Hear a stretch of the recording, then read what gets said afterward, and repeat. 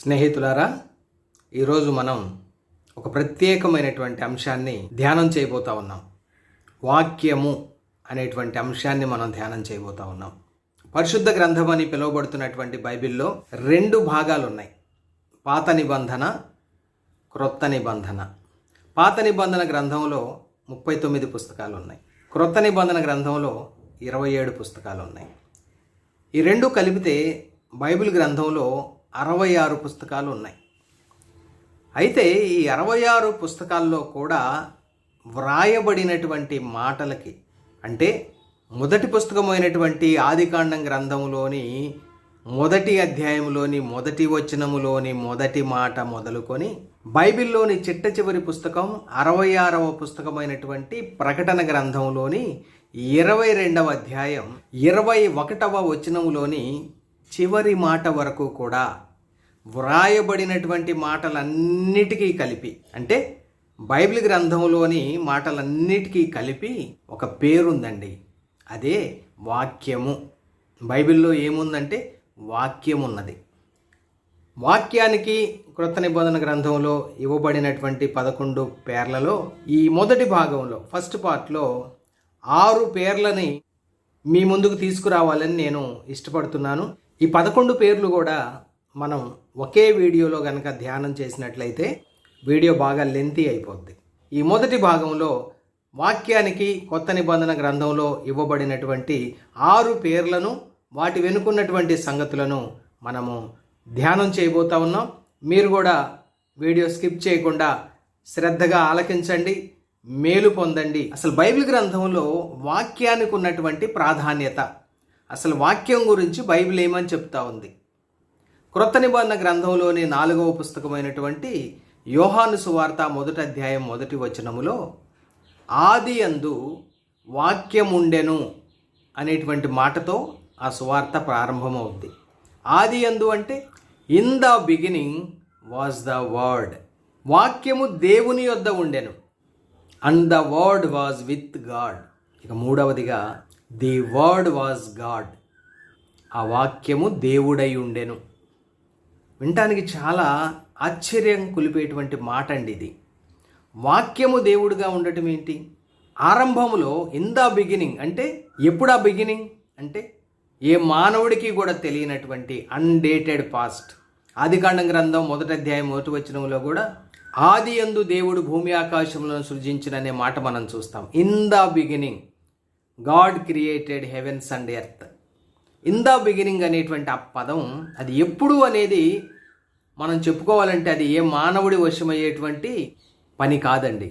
ఎందుకంటే ఆ ప్రారంభం ఎప్పుడనేది దేవునికి మాత్రమే తెలిసినటువంటి కాలం అది.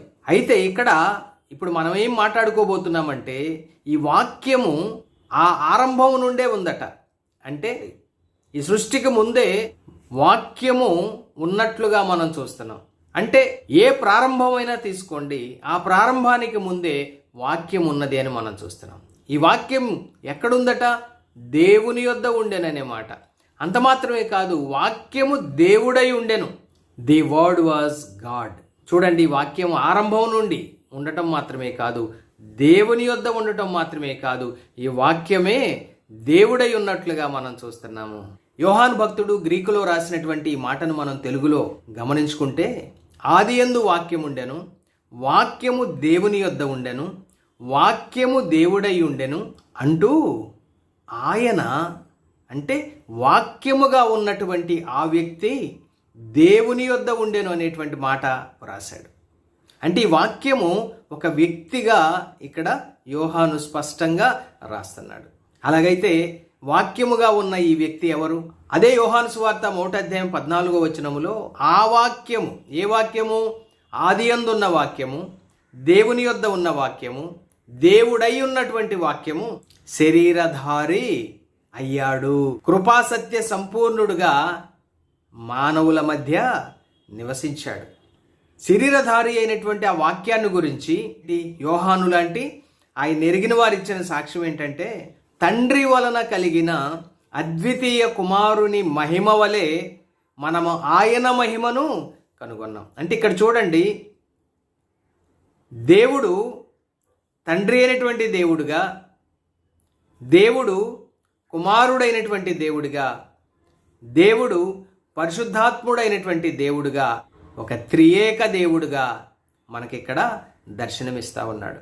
ఆదికాండం గ్రంథంలో కూడా 1వ అధ్యాయంలోనే మనం చూస్తే దేవుని ఆత్మ జలములపై అల్లాడుచుండెననే మాట మనం చూస్తాం. పరిశుద్ధ గ్రంథంలోని 66 పుస్తకాల్లో కూడా దేవుని ఆత్మను గూర్చినటువంటి ప్రస్తావన. అలాగైతే తండ్రి అయిన దేవుడు, కుమారుడైన దేవుడు, పరిశుద్ధాత్ముడైనటువంటి దేవుడు, ఈ ముగ్గురు కూడా అన్ని విషయాల్లో కూడా సమానులుగా పరిశుద్ధ గ్రంథమైన బైబిల్ తెలియజేస్తూ ఉంది.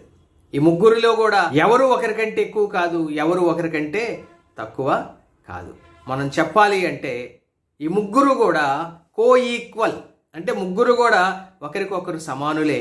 ఈ ముగ్గురు కూడా ఎటర్నల్, అంటే ఆరంభం నుంచి, అదిగో ఇక్కడ చెప్పబడింది కదా, ఆదియందు అని ఒక కాలం చెప్పబడింది కదా, ఆ కాలం నుండి కూడా తండ్రి అయినటువంటి దేవుడుగా, కుమారుడైనటువంటి దేవుడుగా, పరిశుద్ధాత్ముడైనటువంటి దేవుడుగా, ఒక త్రియేక దేవుడుగా వీరు కనిపిస్తూ వచ్చారు, కార్యాలు జరిగిస్తూ వచ్చారు. అలాంటి త్రిత్వములో, ట్రినిటీలో సెకండ్ పర్సన్ అయినటువంటి, రెండవ వ్యక్తి అయినటువంటి కుమారుడైనటువంటి దేవుడు శరీరధారిగా సుమారుగా 2025 సంవత్సరాల క్రితం సర్వమానవాళి రక్షణ కొరకు ఈ భూమి మీద కన్యమరియ గర్భాన జన్మించాడు. ఆయన తండ్రి వలన కలిగినటువంటి అద్వితీయ కుమారునిగా ఈ లోకానికి వచ్చాడు. యేసు అనేటువంటి నామధేయం ఆయనకి ఇవ్వబడింది. ప్రభు అయినటువంటి యేసుక్రీస్తు వారు, వాక్యముగా ఉన్న యేసుక్రీస్తు ప్రభు వారు ఈ లోకానికి శరీరధారిగా ఎందుకు వచ్చాడు?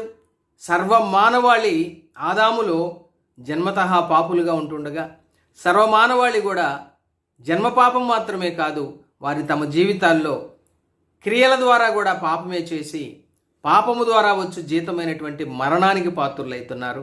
ఆ మరణం కేవలం భౌతిక మరణంతో ఆగిపోవటం లేదు, కానీ మానవునిలో దేవుడు ఉంచినటువంటి ఆత్మ ఆరని అగ్ని గంధకాలతో మండేటువంటి ఆ నరకములో యుగయుగాలు శిక్ష అనుభవించడం అనే రెండవ మరణం పాలు కూడా ఈ మానవుడు అవుతున్నాడని చెప్పి మానవుని యొక్క దుస్థితిని చూచినటువంటి దేవుడు ఈ మానవుల రక్షణ కొరకు తన కుమారుడైన వాక్యమై ఉన్నటువంటి యేసుక్రీస్తుని శరీరధారిగా ఈ లోకానికి పంపి, ఆయన ఒక పరిశుద్ధ జన్మ ద్వారా ఈ లోకంలో జన్మించి యేసుప్రభు వారు 33.5 సంవత్సరాలు పరిశుద్ధ జీవితం జీవించి తన 33.5 ఏట సర్వమానవాళి రక్షణ కొరకై సిలువలో తన ప్రాణం పెట్టి చనిపోయి 3వ దినాన పునరుద్ధానుడై లేచి గొప్ప రక్షణ సిద్ధం చేశాడు.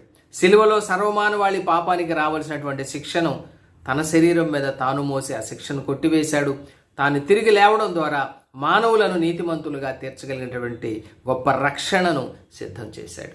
ఆ విధంగా రక్షణను సిద్ధం చేసిన ప్రభు ఆయన నామములో విశ్వాసం ఉంచి రక్షణ పొందేటువంటి బిడ్డల కొరకు పరలోకంలో నివాస స్థలాలు సిద్ధం చేయడానికి ఆయన సుమారుగా 2000 సంవత్సరాల క్రితం ఆ పరలోకానికి వెళ్ళాడు. ఈనాడు పరలోకంలో యేసు ప్రభువును నమ్ముకొని రక్షించబడినటువంటి విశ్వాసుల కొరకు, క్రైస్తవుల కొరకు కాదు సుమా. క్రైస్తవులంటే నామకార్థ క్రైస్తవులు, అంటే కేవలం పేరు మాత్రమే క్రైస్తవుడు, తీరు లోకస్తుడుగా ఉన్నటువంటి వారి కొరకు కాదు. యేసుప్రభుని నమ్ముకొని రక్షించబడి పాపక్షమాపణ నిత్య జీవాన్ని పొందుకొని ఈ లోకంలో జీవించినంత కాలం పరిశుద్ధులుగా జీవిస్తూ ప్రభువుకు సాక్షులుగా జీవిస్తున్న వారి కొరకు పరలోకంలో నివాసాలు సిద్ధం చేసిన తర్వాత ఒకానొక దినాన ఆయన తిరిగి రాబోతూ ఉన్నాడు. తన సంఘాన్ని పరలోకానికి తీసుకొని వెళ్ళటానికి రాబోతూ ఉన్నాడు. అయితే ఈ రెండవ రాకడలో ఈ మొదటి భాగం అది రహస్య రాకడ. అయితే ఆ రహస్య రాకడ సంభవించిన, అంటే సంఘం ఎత్తబడిన 7 సంవత్సరాల తర్వాత యేసు ప్రభువారు తన సంఘంతో కలిసి వేవేల దేవదూతలతో కలిసి భూమి మీదకి ప్రత్యక్షంగా దిగి రాబోతూ ఉన్నాడు. ఆ విధంగా దిగి వచ్చేటువంటి సందర్భంలో ప్రకటన గ్రంథం 19వ అధ్యాయం 13వ వచనంలో యేసు ప్రభువారికి ఇవ్వబడినటువంటి ఒక అద్భుతమైన పేరుని మీకు చూపిస్తాను, మీరు జాగ్రత్తగా వినండి. మరియు దేవుని వాక్యము అను పేరు ఆయనకు పెట్టబడి ఉన్నది. ప్రియులారా, ఎంత ఆశ్చర్యకరమైనటువంటి మాట. మన ప్రభు అయినటువంటి యేసుక్రీస్తు వారికి దేవుని వాక్యము అనేటువంటి పేరు ఉన్నది. ఇప్పటి వరకు మనం యోహాను సువార్త 1వ అధ్యాయం నుండి ఏం గమనించుకుంటూ వచ్చామో, ఆదియందు వాక్యం ఉండెను, వాక్యము దేవుని యొద్ద ఉండెను, వాక్యమే దేవుడై ఉండెను. ఆ దేవుని వాక్యము, దేవుడై ఉన్న వాక్యము, ఈ లోకానికి శరీరధారిగా వచ్చినటువంటి వాక్యము మన ప్రభు అయిన యేసుక్రీస్తు. దేవుని వాక్యము అని పేరు కలిగినటువంటి వాడు. బైబిల్ గ్రంథంలోని పాత నిబంధన గ్రంథం హిబ్రూ భాషలో వ్రాయబడింది.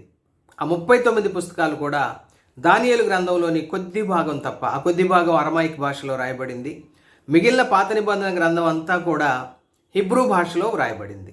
పాత నిబంధనలోని 39 పుస్తకాలు కూడా హిబ్రూ భాషలో వ్రాయబడ్డాయి. అదేవిధంగా క్రొత్త నిబంధనలోని 27 పుస్తకాలు కూడా గ్రీకు భాషలో వ్రాయబడ్డాయి. ఇప్పుడు యోహాను గారు యోహాను సువార్తను గ్రీకు భాషలో వ్రాశాడు. ఇక్కడ నేను మీకు మరొక అవసరమైనటువంటి సమాచారాన్ని కూడా ఇవ్వాలని ఇష్టపడుతున్నాను.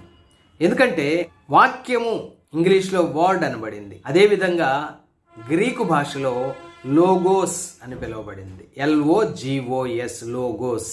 యోహాను భక్తుడు తన సువార్తను గ్రీకు భాషలో వ్రాస్తూ ఒకే సమయంలో యూదులతో అదేవిధంగా గ్రీసు దేశస్థులతో కూడా మాట్లాడుతూ ఉన్నాడు. ఎందుకంటే యూదుల బోధకులు అంటే జూయిష్ రబ్బీస్, అదేవిధంగా గ్రీక్ ఫిలాసఫర్స్ అంటే గ్రీసు దేశపు తత్వవేత్తలు, వీళ్ళు దృఢంగా నమ్మే సంగతి ఒకటి ఉంది. ఏంటంటే పాత నిబంధన గ్రంథంలోని లేఖనాలు మనం పరిశీలన చేసినప్పుడు ఆదికాండం గ్రంథం 15వ అధ్యాయం మొదటి 2 వచనాల్లో యెహోవా వాక్యము అనే మాట మనం చూస్తాం. మొదటి వచనంలోనేమో యెహోవా వాక్యము అంటే వర్డ్ ఆఫ్ ది లార్డ్ అని చూస్తూ, రెండవ వచనానికి వచ్చేసరికల్లా ఆ వర్డ్ ఆఫ్ ది లార్డ్ అంటే యెహోవా వాక్యమును యెహోవాగా సంబోధించటం మనం చూస్తాం. దేవుని వాక్యాన్ని దేవునిగా సంబోధించటం, ఇది పాత నిబంధన గ్రంథం అంతా కూడా మనం ఈ సత్యాన్ని, ఈ సంగతిని గమనించవచ్చు. అదేవిధంగా గ్రీక్ ఫిలాసఫర్స్ కూడా, గ్రీకు తత్వవేత్తలు కూడా వారు నమ్మేది ఏంటంటే ఈ విశ్వం అంటే యూనివర్స్ ఎలా ఉనికిలోకి వచ్చిందంటే దీని వెనుక ఉన్నటువంటి ఆ అతీత శక్తి, ఆ పవర్ లోగోస్ అని నమ్ముతారు. లోగోస్ అంటే వర్డ్. ఈ విశ్వం అనేది ఉనికిలోకి రావడం వెనుక ఈ లోగోస్ ఉన్నట్లుగా వారు నమ్ముతారు, ఒక అతీంద్రియ శక్తి. అదేవిధంగా ఈ విశ్వం మరి మిలియన్ల కొద్దీ, ట్రిలియన్ల కొద్దీ ఉన్నటువంటి గెలాక్సీలు అంటే పాలపొంతలు, వాటిలో ఉన్నటువంటి ట్రిలియన్ల నక్షత్రాలు, నక్షత్ర మండలాలు, సౌర కుటుంబాలు, ఇవన్నీ కూడా ఒక క్రమమైనటువంటి విధానంలో చెలిస్తూ ఉన్నాయంటే దీని వెనుక కూడా లోగోస్ యొక్క శక్తి ఉన్నట్లుగా వారు నమ్ముతారు. అంత మాత్రమే కాదు, ఈ భూమి మీద కూడా ఒక ఆర్డర్ అంటే ఒక క్రమమైనటువంటి పద్ధతిలో మానవుల యొక్క జీవన విధానం కొనసాగుతుంది అంటే దాని వెనుక కూడా లోగోస్ యొక్క పవర్ పనిచేస్తున్నట్లుగా గ్రీక్ ఫిలాసఫర్స్ విశ్వసిస్తారు.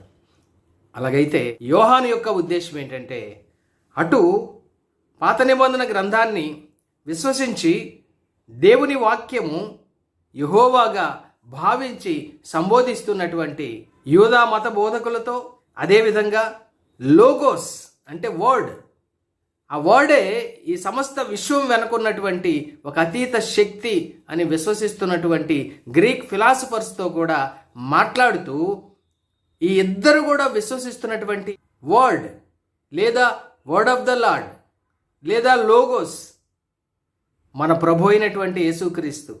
ఆ లోగోస్ శరీరాన్ని ధరించుకొని యేసుక్రీస్తుగా ఈ భూమి మీదకి వచ్చాడని, 33.5 సంవత్సరాలు ఈ భూమి మీద దేవుని కుమారుడిగా, సంపూర్ణమైనటువంటి మానవుడిగా ఈ భూమి మీద జీవించాడని, దైవ మానవుడిగా జీవించాడని, సర్వమానవాళి కొరకు వారు యూదులైన అన్య జనాంగం అందరినీ సూచిస్తున్నటువంటి పదం గ్రీసు దేశస్థులైనా సరే అందరి కొరకు యేసు ప్రభువారు రక్షకుడిగా, పాపుల రక్షకుడిగా, లోకరక్షకుడిగా ఈ లోకానికి వచ్చి ఆ గొప్ప శిలువ బలియాగం చేసి పునరుద్ధానుడై లేచి పరలోకానికి ఆరోహణుడై వెళ్ళాడనే సత్యాన్ని యోహాను గారు తన సువార్తలో బయలుపరిచాడు. అటు యూదులతో మాట్లాడాడు తన సువార్త ద్వారా, ఇటు గ్రీసు దేశస్థులతో కూడా మాట్లాడాడు. ఆ లోగోస్ మన ప్రభు అయిన యేసుక్రీస్తు వారు. అలాగైతే ఈ లోగోస్ అనేటువంటి ఈ వాక్యానికి క్రొత్త నిబంధన గ్రంథంలో ఇవ్వబడినటువంటి అద్భుతమైనటువంటి పేర్లను మీతో పంచుకోవడానికే నేను ప్రత్యేకించి ఈ వీడియో చేస్తున్నాను. మీరు కూడా తెలుసుకొని మేలు పొందాలని నేను ఆశపడుతున్నాను స్నేహితులారా. ఇక మొట్టమొదటి పేరు దేవుని వాక్యము, వర్డ్ ఆఫ్ గాడ్. ఈ పేరు అపోస్తులుల కార్యముల గ్రంథం 13వ అధ్యాయం 44వ వచనంలో చూడొచ్చు, 46వ వచనంలో చూడొచ్చు, 48వ వచనంలో కూడా చూడొచ్చు. ఇంకా అనేక చోట్ల క్రొత్త నిబంధనలో మనం గమనించవచ్చు. దేవుని వాక్యము, వాక్యానికి ఇవ్వబడిన మొట్టమొదటి పేరు దేవుని వాక్యము. అదేవిధంగా పాత నిబంధనలో ఇదే మాట యెహోవా వాక్యం అని కూడా పిలువబడింది. అలాగైతే వాక్యానికి ఇవ్వబడినటువంటి మొట్టమొదటి పేరు దేవుని వాక్యము, వర్డ్ ఆఫ్ గాడ్. ఎందుకు ఇది దేవుని వాక్యం అయింది అని అంటే, దేవుడే తన మాటలను తన భక్తుల నోళ్లలో ఉంచి వారి ద్వారా పలికించిన మాటలు కాబట్టి, అదేవిధంగా దేవుడు స్వయంగా తన భక్తులతో పలికినటువంటి మాటలు కాబట్టి బైబిల్ గ్రంథంలోని మాటలన్నీ కూడా వాక్యం అనే పేరుతో పిలువబడ్డాయి. ఆ వాక్యమే దేవుడు, ఆయనే మన ప్రభు అయిన యేసుక్రీస్తు, ఆయన యొక్క మాటలు కాబట్టి ఇది దేవుని వాక్యము అని పిలువబడింది. ఇక రెండవ పేరు ప్రభువు వాక్యము, వర్డ్ ఆఫ్ లార్డ్. అపోస్తులుల కార్యముల గ్రంథం 13వ అధ్యాయం 48వ వచనంలో ఈ మాట చూస్తాం. వర్డ్ ఆఫ్ లార్డ్, ప్రభువు వాక్యం. యేసుక్రీస్తు ఏమై ఉన్నాడండి? ఆయన అందరికీ ప్రభు అయి ఉన్నాడు. Jesus Christ is the lord of all. అందరికీ ప్రభు అయి ఉన్నటువంటి ఆ ప్రభు యొక్క మాటలు కాబట్టి ఇది ప్రభువు వాక్యము అని పిలువబడింది. ఇక మూడవదిగా క్రీస్తు వాక్యము, వర్డ్ ఆఫ్ క్రైస్ట్. ఇక్కడ క్రీస్తు అంటే ఏంటి? పాత నిబంధన గ్రంథంలో, దానియేలు గ్రంథంలో ముఖ్యంగా మెస్సియా అనేటువంటి పదం చూస్తాం. మెస్సియా అనేటువంటి పదానికి అభిషిక్తుడని, క్రీస్తు అని అర్థాలు ఉన్నాయి. అలాగైతే పాత నిబంధన గ్రంథంలో ప్రవచింపబడిన ఈ మెస్సియా ఎవరు? చక్కని సమాధానం క్రొత్త నిబంధనలో ఇదే యోహాను సువార్త 1వ అధ్యాయం 41వ వచనంలో మనం చూస్తాం. బాప్తిస్మం ఇచ్చే యోహాను యేసుప్రభువాన్ని చూపిస్తూ, ఇదిగో లోక పాపములు మోసుకొని పోవు దేవుని గొర్రెపిల్ల అని చెప్పినప్పుడు, బాప్తిస్మం ఇచ్చేటువంటి యోహాను శిష్యుల్లో ఇద్దరు యేసుప్రభువును వెంబడించారు. వెంబడించిన తర్వాత యేసుప్రభువాన్ని చేర్చుకున్నాడు. వారు యేసుప్రభువే మెస్సియా అని తెలుసుకున్నారు. ఆ ఇద్దరిలో ఒకడు సీమోను పేతురు యొక్క సహోదరుడైనటువంటి అంద్రెయ. అంద్రెయ తన ఇంటికి వచ్చి తన సోదరుడైనటువంటి సీమోను పేతురుతో ఏం చెప్తున్నాడంటే, యోహాను సువార్త 1వ అధ్యాయం 41వ వచనంలో, మేము మెస్సియాను కనుగొంటిమని అతనితో చెప్పి, అతనితో అంటే తన తమ్ముడైనటువంటి సీమోను పేతురుతో చెప్పి, ఈ సీమోను పేతురుని యేసు ప్రభు వారి దగ్గరికి తీసుకుని వచ్చాడు. ఇక్కడ ఏమని రాయబడింది తర్వాత వచనంలో అంటే, మెస్సియా అను మాటకు అభిషిక్తుడు అని అర్థము. అభిషిక్తుడు అనే చోట 1 అని నంబర్ వేసి కింద ఫుట్ నోట్లో దాని అర్థం ఏంటో రాశారు. మూల భాషలో క్రీస్తు. చూడండి, 3 పదాలు ఒకే చోట మనం చూస్తున్నాం. మెస్సియా, అభిషిక్తుడు, క్రీస్తు. ఎవరట? యేసు ప్రభు అని స్వయంగా కనుగొన్నటువంటి అంద్రెయ పేతురుతో చెప్పి, పేతురుని కూడా యేసు ప్రభు దగ్గరికి అంటే మెస్సియా దగ్గరికి తీసుకొని వచ్చాడు. అలాగైతే ప్రభు అయిన యేసు క్రీస్తుగా నిరూపించబడ్డాడు. పత్రికలన్నిట్లో కూడా అపోస్తలుల యొక్క ప్రసంగ సారాంశం అదేనండి, యేసే క్రీస్తు అంటే యేసే మెస్సియా. కాబట్టి బైబిల్ గ్రంథంలో వ్రాయబడినటువంటి యేసు ప్రభు వారి యొక్క మాటలు క్రీస్తు వాక్యము అని పిలువబడటంలో ఆశ్చర్యమేమీ లేదు స్నేహితులారా. ఇక 4వదిగా వాక్యము సత్యవాక్యము అని పిలువబడింది, అంటే వర్డ్ ఆఫ్ ట్రూత్. ఈ సత్యం అనేటువంటి పదాన్ని కనుక మనం గమనించుకుంటే, ప్రభు అయిన యేసుక్రీస్తు వారు యోహాను సువార్త 14వ అధ్యాయం 6వ వచనములో, నేనే మార్గమును, నేనే సత్యమును, నేనే జీవమును, నా ద్వారా తప్ప ఎవడును తండ్రి యొద్దకు అనగా ఆ పరలోకానికి రాలేడు అని చెప్పాడు. అంటే ఇక్కడ మనకు కావాల్సిన మాట ఏంటంటే, ప్రభు అయిన యేసుక్రీస్తు వారు ఏమంటున్నాడంటే నేనే సత్యము అంటా ఉన్నాడు. ఇక్కడ వాక్యానికి ఏం పేరు ఇవ్వబడింది? సత్యవాక్యము అనే పేరు ఇవ్వబడింది 4వదిగా. అలాగైతే యోహాను సువార్త 17వ అధ్యాయం 17వ వచనంలో స్వయంగా యేసు ప్రభు వారు ఏమన్నారో చూడండి వాక్యం గురించి. సత్యమందు వారిని ప్రతిష్ఠ చేయము. వారిని అంటే ఇక్కడ యేసు ప్రభు వారి యొక్క శిష్యులను, ఆయన నమ్ముకొని రక్షణ పొందినటువంటి యేసు ప్రభు వారి యొక్క శిష్యులను. యేసు ప్రభు వారు తాను అప్పగింపబడిన రాత్రి మేడగదిలో చేసినటువంటి ప్రార్థనలో తండ్రికి ప్రార్థన చేస్తూ తండ్రిని ఈ విధంగా అడుగుతున్నాడు, తండ్రి, సత్యమందు నన్ను నమ్ముకున్న విశ్వాసులను ప్రతిష్ఠ చెయ్యి అని ప్రార్థిస్తూ ఇంకా అద్భుతమైన మాట పలికాడండి. అదేంటో తెలుసా? నీ వాక్యమే సత్యము. నీ వాక్యము కూడా సత్యమల్లా, నీ వాక్యమే సత్యము. దేవుని నామానికి స్తోత్రాలు చెల్లిస్తున్నానండి. బైబిల్లోని దేవుని మాటలు సత్యవాక్యం, వర్డ్ ఆఫ్ ట్రూత్. ఇంకా కీర్తనాకారుడు 119వ కీర్తన 160వ వచనములో మరొక అద్భుతమైన మాట అంటాడు, నీ వాక్య సారాంశము సత్యము అంటాడు. చూడండి, ఈ 66 పుస్తకాల యొక్క సారాంశం సత్యము అని కీర్తనాకారుడు అద్భుతంగా వర్ణించడం మనం చూస్తాం. అలాగైతే వాక్యానికి ఇవ్వబడినటువంటి 4వ పేరు సత్యవాక్యం. ఎఫెసీ పత్రిక 1వ అధ్యాయం 13వ వచనములో సత్యవాక్యము అనేటువంటి పేరు మనం చూస్తాం.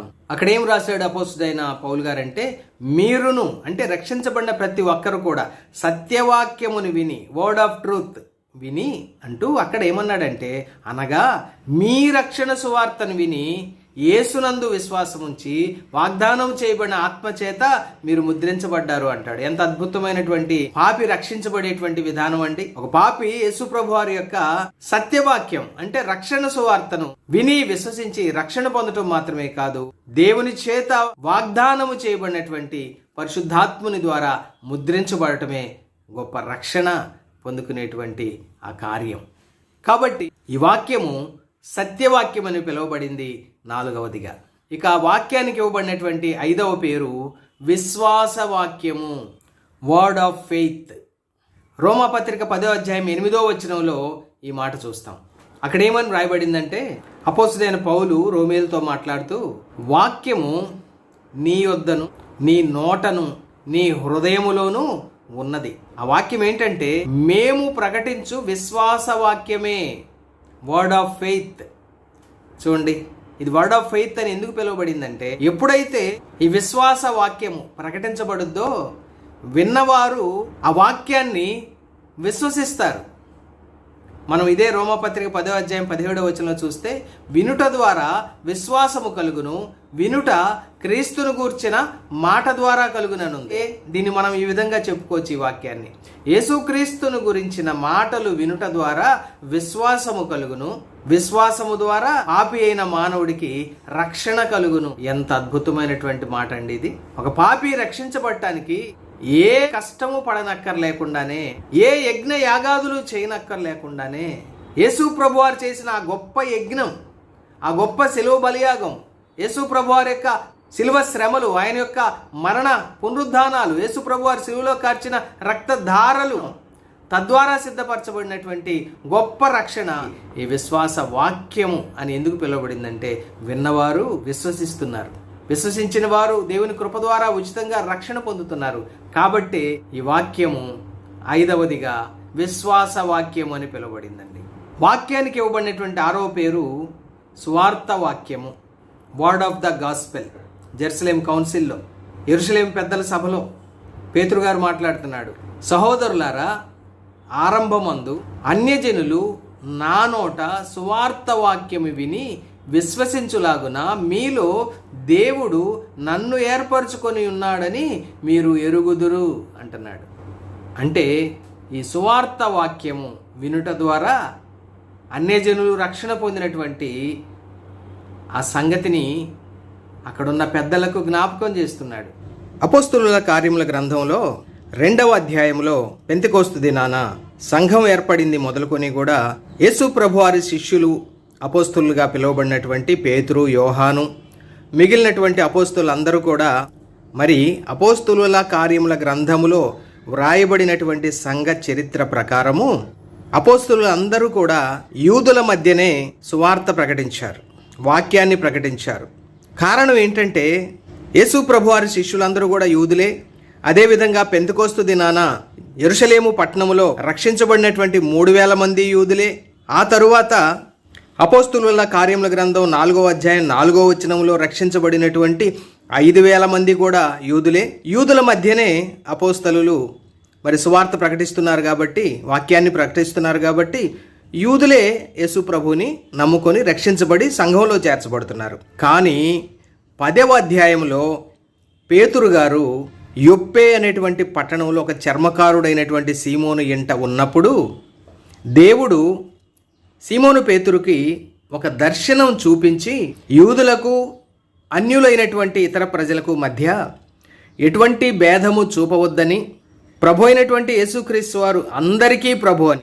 కాబట్టి కైసరయలో ఉన్నటువంటి ఇటలీ పటాలములో శతాధిపతిగా ఉన్నటువంటి కొర్నేలి అనేటువంటి ఒక అన్యుడు, అతని కుటుంబం రక్షణ పొందటం కోసం నీవు వెళ్ళి, దేవుడు తన దూత ద్వారా పేతురుకు ఆజ్ఞాపిస్తున్నాడు, నీవు వెళ్ళి కొర్నేలి అతని ఇంటివారు ఏ మాటల ద్వారా రక్షణ పొందుతారో ఆ మాటలు వారికి వినిపించమని దేవుడే ఆజ్ఞాపించాడు. ఎప్పుడైతే దేవుడు యొప్పే పట్టణంలో ఉన్నటువంటి పేతురుతో మాట్లాడాడో పేతురుకు అర్థమైంది, సువార్త కేవలం యూదులకు మాత్రమే కాదు, అన్య జనానికి కూడా సువార్త ప్రకటించాలని చెప్పి ఇక ఎటువంటి అభ్యంతరాలు మనసులో ఉంచుకోకుండా కైసరాయ పట్టణానికి వెళ్ళి కొర్నేలి అప్పటికే తన ఇంటిలో తన కుటుంబ సభ్యులను, స్నేహితులను, బంధువులను పిలుచుకొని పేతురు ద్వారా సువార్త వాక్యం వినటానికి సమస్తము సిద్ధం చేసుకొని, పేతురు రాగానే మరి పేతురు ద్వారా సువార్త వాక్యం విని అన్యజనులైనటువంటి కొర్నేలి, అతని కుటుంబ సభ్యులు, అతని స్నేహితులు, అతని బంధువులు కూడా పేతురు గారి ద్వారా సువార్త వాక్యం విని విశ్వసించి వారందరూ కూడా రక్షణ పొంది పరిశుద్ధాత్ముడిని పొందుకోవటం అపోస్తలుల కార్యముల గ్రంథం 10వ అధ్యాయంలో చాలా తేటగా వ్రాయబడింది స్నేహితులారా. ఆ తరువాత వారి విధానాన్ని మార్చుకొని అన్యజనాంగానికి కూడా సువార్త ప్రకటించటం అపోస్తలుల కార్యముల గ్రంథములోని సంఘ చరిత్రలో మనం చూస్తాం. కాబట్టి రోమాపత్రిక 3వ అధ్యాయం 29వ వచనములో ఏమని వ్రాయబడిందంటే, దేవుడు యూదులకు మాత్రమే దేవుడా, అన్యజనులకు దేవుడు కాడా అని 2 ప్రశ్నలు వేసి, అవును, అన్యజనులకును దేవుడే. అవునండి, మన ప్రభు అయినటువంటి యేసుక్రీస్తు వారు సర్వమానవాళి కొరకు సిలువలో బలియాగమయ్యాడు, మరణించి పునరుద్ధానుడై లేచి గొప్ప రక్షణ సిద్ధం చేశాడు. ఈ రక్షణ కేవలం యూదులకు మాత్రమే కాదు, ప్రతి మానవుడి కొరకు కూడా ప్రభు అయినటువంటి యేసుక్రీస్తు వారు రక్షణ సిద్ధం చేశాడు. నేను ఇక్కడ ఈ వర్తమానాన్ని ఆపుతున్నాను. క్రొత్త నిబంధన గ్రంథంలో వాక్యమునకి ఇవ్వబడినటువంటి మొత్తం 11 పేర్లలో 6 పేర్లను మీకు తెలియజేశాను. ప్రభు చిత్తమైతే పార్ట్ 2 వీడియోలో 5 పేర్లను కూడా త్వరలో మీ ముందుకు తీసుకుని వస్తాను. మరి ఈ వీడియో మీరు లైక్ చేయండి, షేర్ చేయండి. మీరు ఇంతవరకు ఈ ఛానల్ సబ్స్క్రైబ్ చేయకపోతే ఛానల్ని కూడా సబ్స్క్రైబ్ చేయండి. దేవుడు తన మాటలను దీవించునుగాక. దేవుడు మిమ్మల్ని అందరినీ ఆశీర్వదించునుగాక. ఆమెన్.